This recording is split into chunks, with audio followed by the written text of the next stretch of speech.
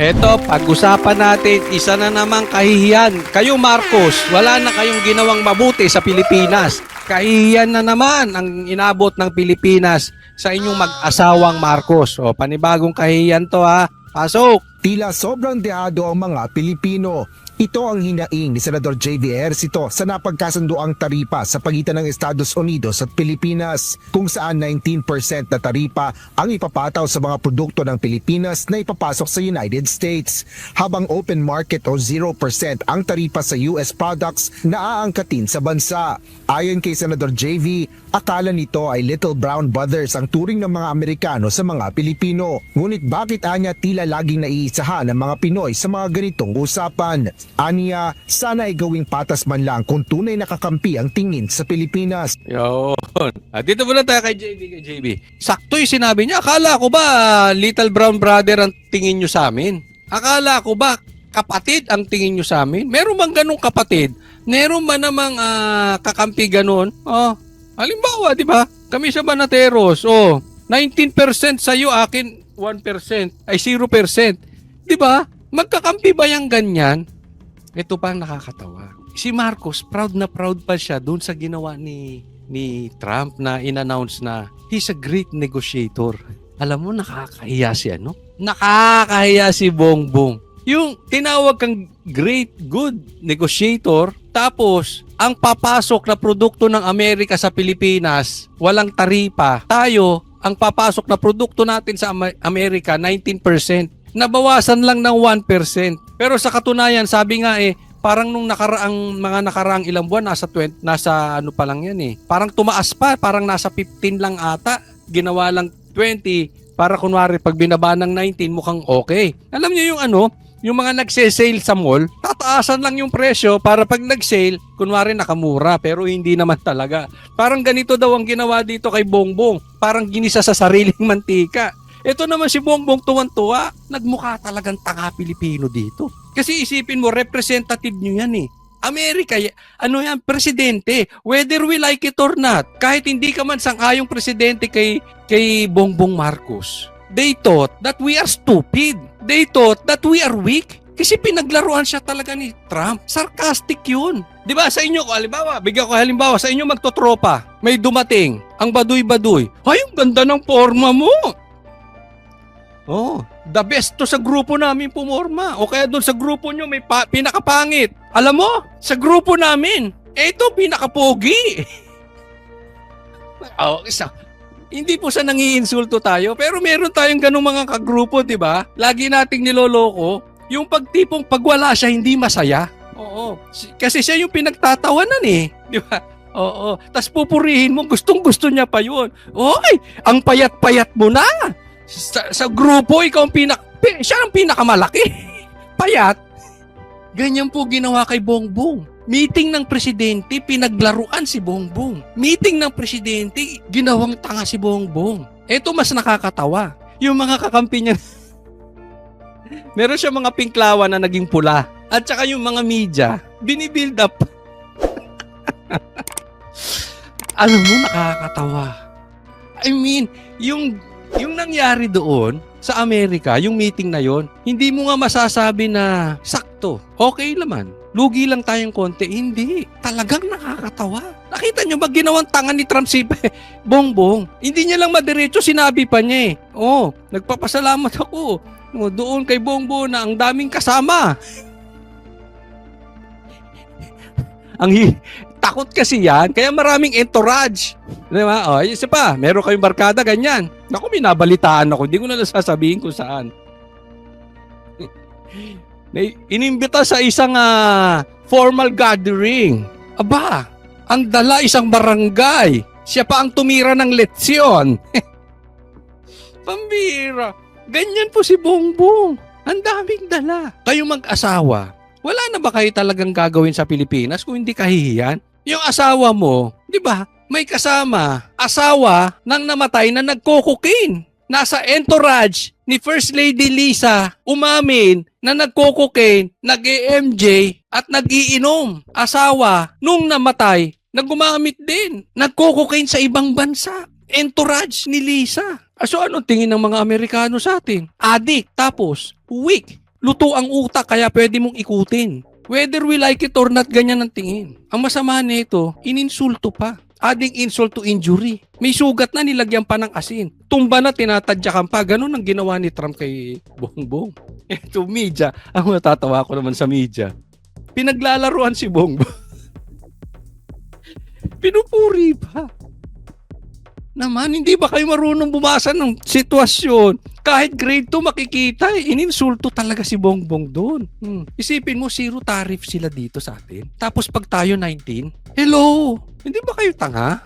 Pero isang kinagandahan yan, tatamaan daw yung mga sasakyan. No, magmumura yung magmumura yung Ford. America yan, pag dinali dito Ford, di magmumura yung Raptor, di ba? Ano pa bang magandang produkto nila doon? Mustang. Yun. Tunay na kakampi ang tingin sa Pilipinas. Sinabi naman ni Senador Amy Marcos na kailangan pa niyang makita at mabasa ang buong kasunduan. Ngunit ayon sa presidential sister, kahit sinong tanungin, eksperto man o karaniwang tao, ang 19% na taripa para sa Pilipinas habang zero tariff sa US ay walang dudang hindi ito panalo para sa Pilipinas. Nakita niyo yung statement ni Amy? Pambihira. Yung statement mo, Amy, pang-loyalista. Talaga bang DDS ka? Ano ba ibig sabihin mo, coach, pag DDS sisiraan ng gobyerno? Hindi. Ang DDS sasabihin mo, black is black, white is white. Ano sinasabi mo? You are just stating the obvious. Yung wala nang kawala, inulit mo lang. Pero wala kang pahayag na lihiti mo na may pakinabang. Pambihira. Kayo mga Iminatics, may mga kaibigan ako. Kayo mga Iminatics, galaw-galaw. Pambihira. Sabihan nyo naman to. Hindi ko kasi pwedeng tanggapin. Meron kasi akong mga nakakausap. Sabi, alam mo Coach Oli, hindi mo naiintindihan eh. Mga pamilyang ano yan. Di ba? Siyempre magkapatid, alangan namang magsiraan sila. Excuse me po, unahin ninyo ang trabaho nyo bilang senador. Kung gusto mo maging brother's keeper, ikaw ang tagapagtanggol ng kapatid mo, o ayaw mo magkasira kayo ng kapatid mo, for the sake, kasi sinasabi, for the sake of nung nanay. Siguro pag namatay, siya kasi, naku, alam ko na yung mga pangakong Marcos, budol-budol yan, pag namatay, iba naman ang excuse. Kung gusto mong ganun, umalis ka bilang senador, di ba? Maging tagapagtanggol ka na lang, o maging sister ka na lang, ate. Pero bilang senador ka, walang kapatid. Pag mali, mali. And we expect better than that, Amy. Kasi, ang sinasabi ko sa inyo, yung mga statement na ganyan ni Amy, safe statement eh. She is just stating the obvious. Ngayon, kung ayaw mo umalis bilang senador, umalis ka na sa Duterte Black. Hindi ka namin kailangan. Umalis ka na dyan sa pagiging kunwari DDS mo. Kung ang gagawin mo, puro ganyan. Kaya naming sabihin niyang sinasabi mo ng mga vloggers. Pambira ka, Amy, budol ka rin eh. Para naman kay Senador Panfilo Ping Lacson, ang mga naturang taripa ay hindi pinakapatas na kasunduan sa pagitan ng dalawang matagal ng magkaibigan o magkaalyadong bansa. Yun, ang ganda no sinabi. This kind of statement should come from you, Amy. Ito pang nagbukang DDS eh. Okay, hindi ibig sabihin DDS ay sisiraan yung gobyerno. Ibig sabihin, yung totoo sasabihin.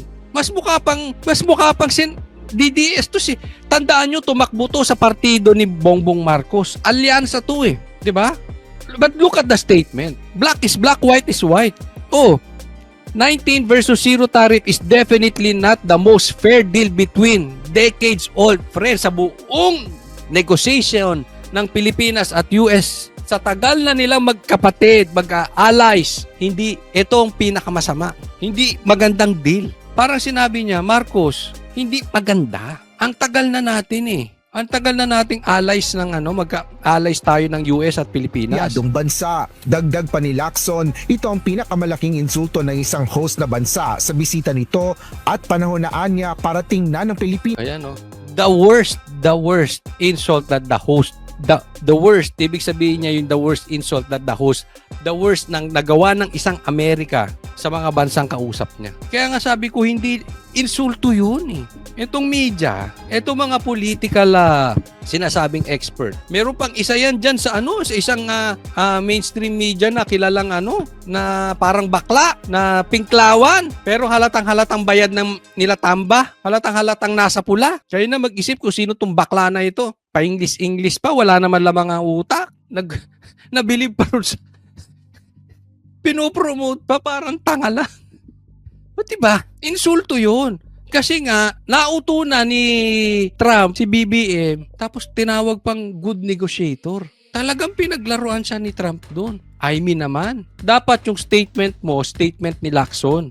Kasi siya tumakbo bilang alyansa. At ikaw na nagke-claim na DDS, dapat yung statement mo, yung statement ni Lacson. Budol ka rin eh. Mana ka sa kapatid mo, kaya sinasabi ko sa inyo, kayo huwag kayong magpapaloko sa mga Iminatics. Budol-budol yan sina Aimee. Ano ba sabihin sa amin? May mga nakakausap kasi ako na believe kay Aimee. Sabi niya, coach, kailangan natin sundin si Sara. Siya leader natin, sinabi suportahan eh. Teka muna, kami banateros, hindi kami sumuporta kami full time kay Sara. Pero hindi kami sumunod sa sinabi niya suportahan si BBM. So ibig mo sabihin, kung mali na naman si Sara, magpapauto na naman kayo sa mga Marcos? Nagkamali na siya kay BBM, inamin niya, nag-apologize siya. Sabi nga fool me once, shame on you. Fool me twice, shame on me. Pambihira. Wala kayong kasawa-sawa mabudol. Pambihira kayo. Ginawa nyo ng karir katanga. Diba? Gusto nyo, yan na naman yung litanya nyo. Di ba yan din ang litanya nyo noon? Sinabi ni Aimee, suportahan natin si Bongbong eh. Sunod naman kayo. E di nagkaloko-loko Pilipinas. Yung sinasabi ko sa inyo eh. Mag-isip kayo, hindi sinabi ng leader. Kaya nga ako lagi ko sinasabi, huwag kayo maniniwala sa vlog ko. Tingnan nyo kung totoo sinasabi ko. Totoo ba? Nabudol si Bongbong. Nanindigan kami before, hindi namin sinuportahan si Bongbong. Siya Sara, Duterte kami. Even si PRRD sinabi ayaw niya kay Bongbong. Ano ba naman kayo? Tapos ito na naman ang palusot ninyo. Sabi ni Sara, baka naman may ano na dyan. Baka meron na kayong Ang ibang trade partners. Sa kabila nito, kinukonsidera pa rin ni Senador Vicente Soto III ang biyahe ni Pangulong Ferdinand Marcos Jr. na most fruitful o pinakamabunga at produktibong pagbisita ng presidente. Ano daw? Ito si Tito Soto. Labas ang kulay mo, Tito Soto. Wala kang paninindigan. Pinaka-fruitful pa daw. Pinaka-productive na bisita ng presidente sa Amerika. Zero tariff sila, 19% tayo. Saan kumalat ang utak mo, Tito Soto? Kakapanood mo ng School Bukol. Uy, paborito ko nung bata ko yan, ha? Lagi kong pinapanood yan, School Bukol. Pero hanggang Senado ba naman yung utak mo pang School Bukol? Pang eskalera? Pambihira. I mean, sabihin mo nga na ayos naman yung punta ni BBM doon. Malayo ka na sa katotohanan. Yung pang most fruitful, most productive. Paano naging senador to, Pilipinas? Kaawaan nyo ako, binoto nyo to si Tito Soto. Most productive na bisita. So ibig mo sabihin, lahat ng bumisitang presidente sa Amerika, sobrang tanga? That is an insult. Pambihira ka, Tito Soto. Pambihira. Ganun katanga yung mga presidente nating bumisita ron? As into the max. Kasi katangahan yung ginawa ni Bongbong. So kung mas fruitful yan at mas productive yan, sobrang tanga talaga. Wow! Achiche! Labas ang kulay ni Tito Soto. Diba? Sabi ko sa inyo, malakas ang pakiramdam ko rito nung una pa lang nagmamadali sa impeachment. Ngayon, yung mga believe kay Tito Soto, yung mga panatiko ng Itbulaga, ng TBJ, okay pa kayo? Presidente Asher Kadapan Jr. Next topic tayo, pakinggan nyo to ha. Pakinggan nyo po ito. Tingnan nyo kung gaano ka-defensive si Bongbong dito. Pero dito natin makikita kung gaano ka-weak, kahina at sunog na utak nitong si Bongbong. Pakinggan nyo. Sir, Shana Salazar from RMN. Going back po sa tariff, how would you justify po sa Filipino people, especially to our small exporters and manufacturers, that a 19% tariff is acceptable or fair? Ayan. Ang tanong, paano nyo mo ma-justify sa mga Pilipino, sa mga negosyante sa atin sa bansa na yung 19% na tariff ng Amerika sa atin ay tama lang? Tingnan nyo ang sagot ng presidente nyo. It is not our decision. So I will justify any decision I make. But it's not my decision. That number doesn't come from the Philippine government. Last So person. you will have to ask. Last So person. you will have to ask whoever imposed the 19% tariff how they justify it. I couldn't answer. Yan. Hindi ko kayang sagutin yang tanong nyo about doon sa 19% na tariff. Hindi ko ma-justify. Hindi ko alam kung tama at bakit 19%. So, hindi niya ma-justify sa mga Pilipino, sa mga negosyante. Ang tanungin nyo, yung Amerika. Sila nagpataw niyan eh. Sila ang tanungin ninyo. Weak. You are weak.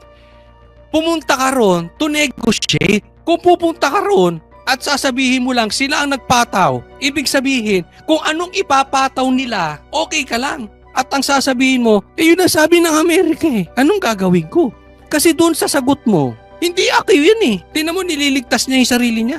Hindi ko desisyon yan. Desisyon nila yun. Eh, anong purpose mo pumunta ka pa ron? 20% ginawang 19. Pumunta ka pa ron. Sana naggawa na lang kayo ni Trump ng group chat. Pwede bang 19? Ako?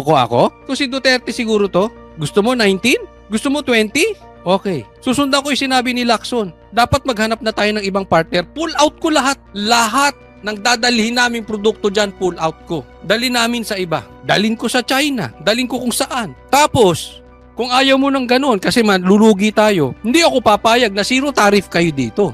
Gusto mo kami 19? 19 din na ipapataw namin sa inyo. Be strong.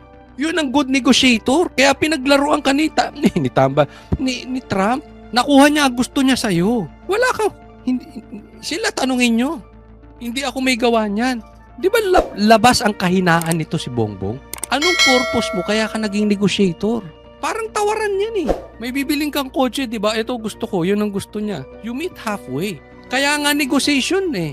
Ayaw mo nung ano ko? Punta ako sa iba. Ang dami nagbebenta ng kotse. Bibili akong kondo. Ito gusto ko. Ito gusto mo. Ayaw mo akong bigyan ng ayaw mo yung gustuin ko. Punta ako sa iba. Ang dami kong bibilhan. Tama ba yung excuse nito? Paano naging presidente to? Nakakahiya tayong Pilipinas. Kayong mag-asawa talaga. Pag iniisip ko, yan ang iniisip ni Trump sa ating mga Pilipino.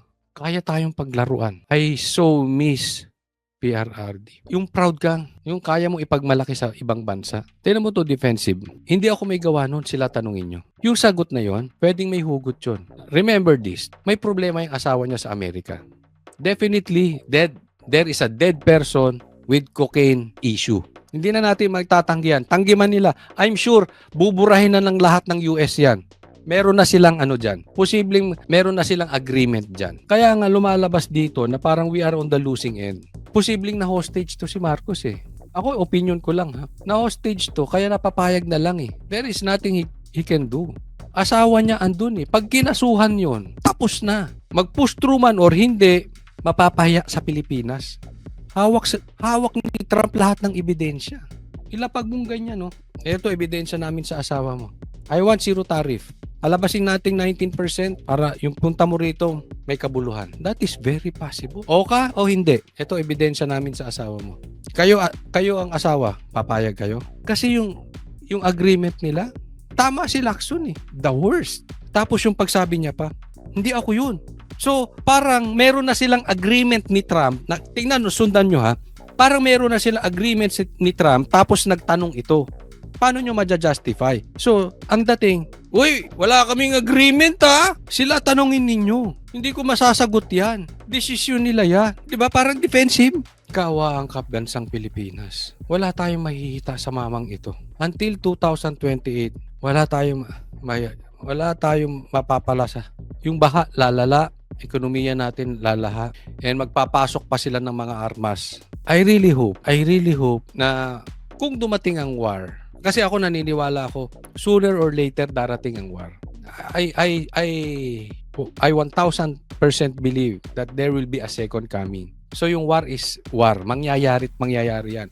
Especially the players, Iran and Israel, yan na yung mga last days. So for me, I know mangyayari yung war. But wag naman sana sa panahon ni Bongbong. Nakakatakot. Hawak tayo sa leeg ng Amerika. Hawak siya sa leeg ng Amerika. Kawawa tayo mga Pilipino. Sana lang ako prayer natin. Kung meron mang mangyaring sigalot dyan, not on his term. Kawawa tayo mga Pilipino. Next topic po. Eto, pag-usapan natin. Torre. aatras na sa hamunang suntukan. Baste versus Torre. Panduwag yung sagot ni Torre. Mamaya, pakinggan natin. Okay. Dura Torre, Mr. Torre, sanay na ako sa iyo. Kasi matapang ka lang naman, we have the position pero kung suntukan tayo, alam ko makaya, bita. Handa si Philippine National Police Chief Police General Nicolas Torre III para sa isang boxing match kay Acting Mayor Baste Duterte. Ayon kay General Torre, sa halip na magpalitan ng salita sa social media, Itong UNTV, ang ingay ng background. Sige, tuloy.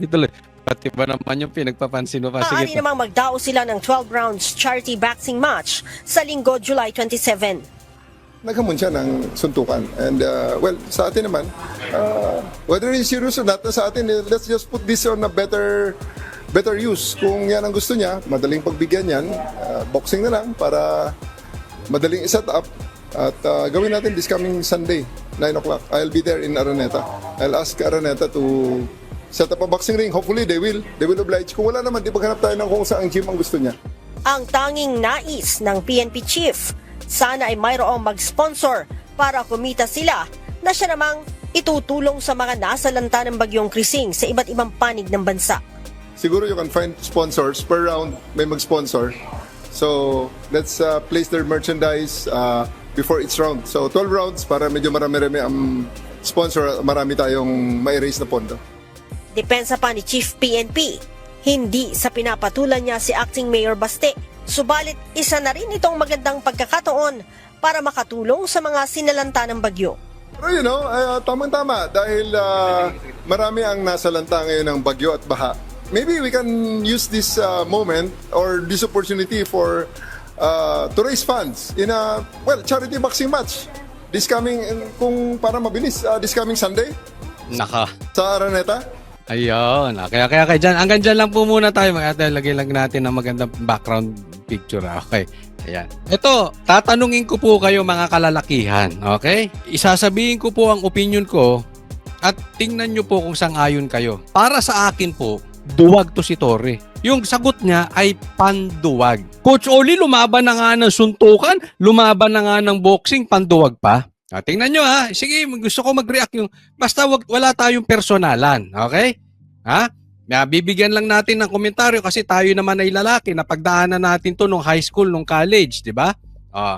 Alam natin yung mga ganyang hamunan ng suntukan. Di ba? Alam natin yan. Tayo tumanda na dyan. From elementary, all boys kami.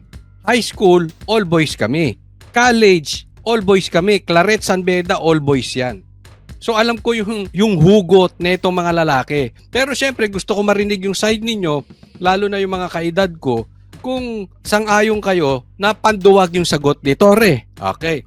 Sasabihin ko bakit panduwag ang sagot ni Torre. Kasi gusto niya sa Araneta. Gusto niyang pakinabangan yan. Alam nyo kung matapang si Torre, meron siguro mas magandang sagot, di ba? Eto, alam to ng mga kaedad ko. Yung talagang, alam mo kasi kung yung tao matapang eh. Alam mo kung matapang yung sagot. Ang dapat na sagot ni Torre, sige, suntukan tayo. Pasok nyo kami sa isang kwarto. Walang armas, walang ibang manunood, walang bodyguard. Kami lang dalawa, mano-i-mano. One-on-one, square ang tawag dyan, square. Kami lang. Tapos, pag may tumba na, saka na lang lalabas yung isa, di ba?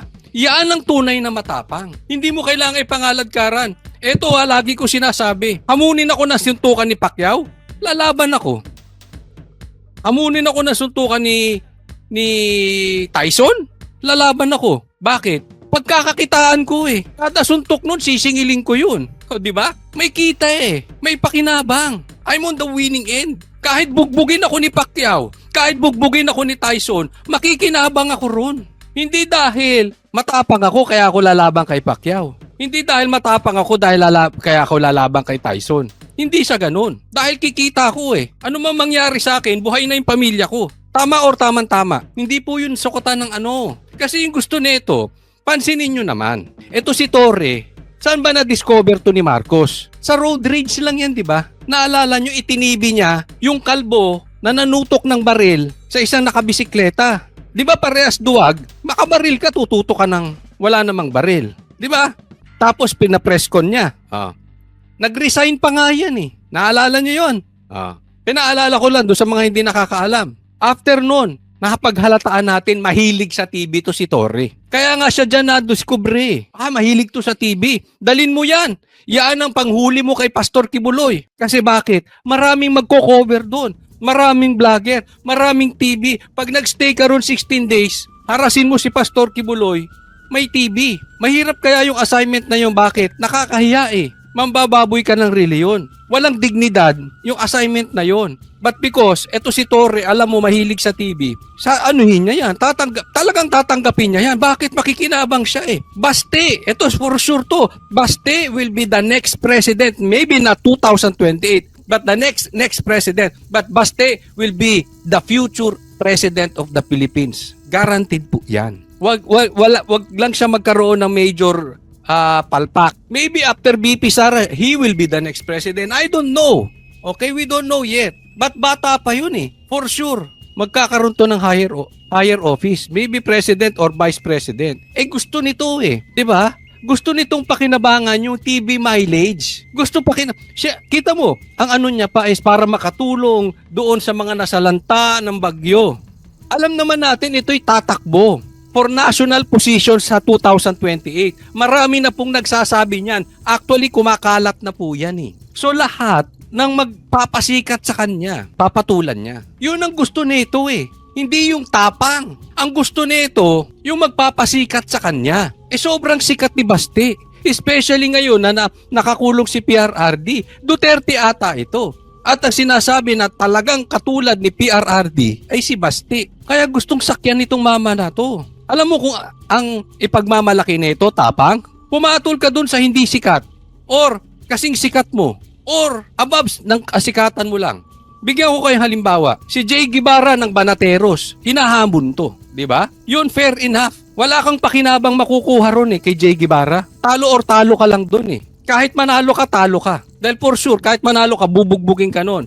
But I doubt kung mananalo ka kay Jay Guevara. Yun muna ang gawin nyo. Kaya nga tulungan nyo ako Sa naniniwala na panduwag yung sagot ni Torre, hinahamon to ng isang Banateros, si Jay Guevara, ikalat nyo. Ikalat nyo po. Kung gusto nyo, yung patas. Di ba? At saka sabi nga ni Jay, hindi na boxing.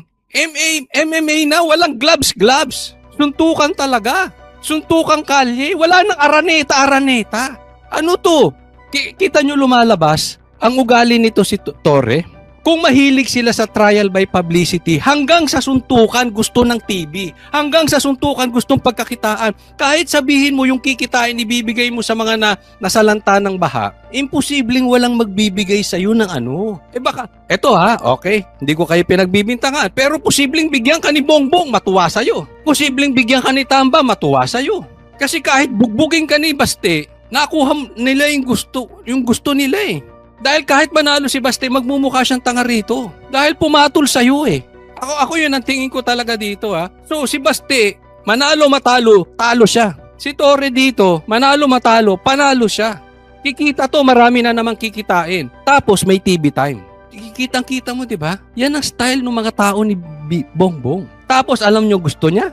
Sa linggo pa, kinabukasan, SONA. Alam naman natin na gusto talaga nilang pagtakpan yung SONA. Alam nyo kung bakit? Wala naman siya masasabing mabuti sa SONA Wala. So, para mapagtakpan mo yung kapalpakan ng SONA, etong napakalaki. Linggo, tapos Lunes, SONA? Tama ba? SONA na sa Lunes? Di win-win situation. Matutuwa ngayon si Bongbong. Mapapagtakpan yung mga katangahan kong sasabihin kasi puro naman pangako lang yun, walang laman yun. Dalawa lang yan. Kung talagang tapang ang pinaglalaban mo dyan, Torre, una, kalabanin mo muna si Jay Guevara ng Banateros. Suntukan kayo. Wala nang TV, wala nang araneta. Sa kalsada, choose your kalsada. Basta walang barilan Huwag kang magsusumbong sa mga pulis mo. Baka sumbongero ka Baka kasuhan mo si Jay. Baka butasan nyo. Baka taniman ninyo. Baka maghalukay kaso kayo. Diba? Or, suntukan kayo ni Baste. Ako payo ko lang sa loob ng kwarto. Kayo lang dalawa. Walang nanonood. Walang cheering squad. Hindi ako papayag. Kung ako si Baste, hindi ako papayag na yung suntukan natin pagkakakitaan mo. Hindi ako papayag yung suntukan natin yan pang magluklok sa'yo bilang senador sa 2028. Hindi ako papayag na makakauna ka sa akin dito. Kaya suntukan na lang kayo sa kwarto. Yung unang makalabas, yun ang panalo. Yung nakabulagta sa loob, yun ang talo. Ngayon, hindi ko sinasabing tama ako, pero yung mga kalalakihan, sangayon ba? Ngayon ang tapang. Hindi mo kailangan ng TV, Araneta. Hindi ba? Papagsamantalahan nyo pa yung sitwasyon. Ito si Torre talaga. Parehas kayo ni Boying, mukhang TV. To raise funds in a, charity boxing match. This coming Di ba? Sino lalabas na ay, si Torre, mabuti ang loob doon sa mga nasalanta. Oh, kahit mabugbog ka ngayon, magiging senador ka sa 2028, baka magkurakot ka doon, sulit na. Bilyon! Pork barrel pa lang. Hindi ko sinasabi mangungurakot ka. Posible. Kasi kahit nga nakakahiyang utos sa'yo, ginagawa mo Yung kumita ka pa. Di ba? Ako suggestion ko lang. Kung gusto mo pala mag-raise ng pondo, kayo ni Bongbong magsuntukan. Bibenta namin. Ang buong DDS magbebenta ng ticket. Oy, manunood kaming lahat. Suntukan kayo ni Bongbong. Mas kikita yon. Sigurado ko. Kada suntok mo kay Bongbong, baka hindi lang per round ang bayad. Baka kada suntok mo, may sponsor. Kung ang hanap mo lang ay matulungan yung mga nasalanta ng bagyo. No, gawin nyo yan. Sige. Sang-ayon ba kayo sa akin mga DDS? Magsuntukan sila ni Bongbong. Kada suntok sa muka, yung dumudugo. Huwag naman. Yung medyo nagba-violet. Boxing hindi ko wala po tayong death threat dito. O grave threat. Boxing po. Sa ring, Araneta. Gusto niya Araneta Walang grave threat doon Boxing sila. Kada suntok, kukuha tayo ng sponsor. May magbibigay ng pera para sa mga nasalanta ng baha. Ewan ko lang basta ako kay Baste, hindi ako papayag ng ganyan. Lalaban. Payag. Pag dalawa sila sa kwarto, pagkakakitaan mo, gagawin mo kaming clown. Ikaw mukha ka ng clown. Kung ako naman itsura ni Baste, gagawin mo akong clown. Kung kamukha ko si Baste, babasagin mo mukha ko. Pagpapalit ko sa'yo, kamukha ka ni Diwata. Hindi na, diba? Hindi. Mas masikat ako sa'yo Hindi ako papayag kung ako si Baste. Kung ako naman si Baste, kung ang lalaban ako sa boxing si Tyson, okay lang. Sikat yun Makikinabang ako maraming pera yun. O kada suntok nun may bayad. Ikaw wala. Tingnan mo yung itsura mo. Kung ako si Baste, black kaya mo ako 4. Black kayang kitang 4, hindi pa halata. Kulay mo pa lang, hindi na mahahalata Diba? Kung ako si Baste, gagamitin ko na yung itsura ko sa chicks. Ay, hindi. Joke lang. Joke lang. Ayoko ng chicks. Ayoko rin ng boys. Joke lang yun. Diba? Kung katulad ko si Baste, gagamitin ko na sa kabutihan kaysa makapagbasagan ako ng mukha sa'yo. Kaya nga yan ang hamon ni Jay sa'yo Patas kayo sa mukha. Galing kay Jay yun Hindi sa akin. Patas. Kayo magbasagan ng muka. Payag ka? Kayo ni Jay Guevara? kung para mabilis, this coming Sunday sa Araneta, 12 rounds, pwede. 12 rounds sa sundukan para maganda at para medyo marami-rami ang ma-raise natin. May mensahe Hindi ka aabot 12 rounds. Sa totoo lang, doon sa mga nagbo-boxing, alam nyo bang how tiring is yung 3 minutes? Hindi ka tatagal ng... Maswerte ka tumagal ka ng 5 rounds kay Baste. Maniwala ka sa akin. Nakalog yung tuhod mo. din si General Torre sa mga bashers at mahilig magkomentaryo sa social media. Mag-donate sila para maka-raise tayo ng pondo. Sige! Yung i-donate, dodoblehin namin. Kayo ni Bongbong magsuntukan. Agree sa mga DDS dyan. Taas ang kamay na agree mag-donate kung sila ni Bongbong ang magbo-boxing. Pay-per-view.